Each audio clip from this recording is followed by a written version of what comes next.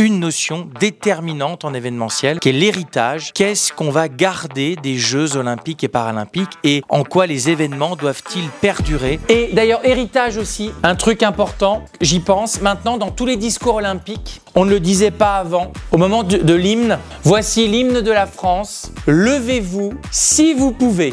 C'est aussi un élément inclusif, notamment de l'événement, c'est-à-dire que applaudissez si vous le pouvez.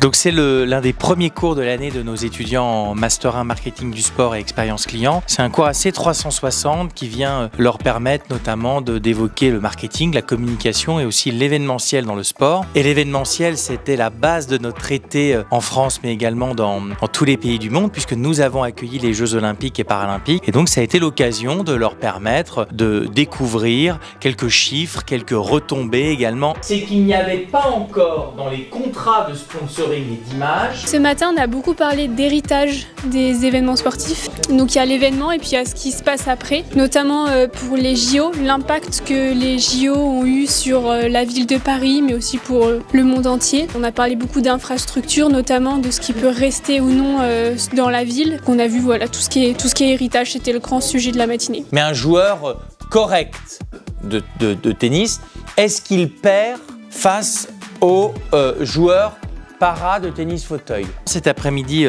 après 3 heures de descendants, les étudiants par groupe de 2 ou 3 vont réfléchir au métier de l'événementiel sportif, avec notamment une vision autour des Jeux 2030 que nous organiserons en France et notamment dans les Alpes françaises. Et on va créer 2 fiches métiers pour aller creuser un peu plus en profondeur les missions. Et ensuite, on va pouvoir aller contacter des personnes qui font ce métier, donc, en utilisant notamment LinkedIn, pour leur demander concrètement ce qu'ils font au quotidien et est-ce que ça pourrait pas les intéresser de travailler notamment pour les prochains JO en 2030 et pour pouvoir à la fin rendre un contenu assez complet sur tous les métiers qu'on peut trouver dans l'événementiel. Et ensuite, on va diffuser cette fiche de poste fictive sur LinkedIn en citant le futur comité olympique des Jeux d'hiver 2030. Pourquoi pas susciter des vocations et faire en sorte que nos étudiants travaillent dans ce grand événement.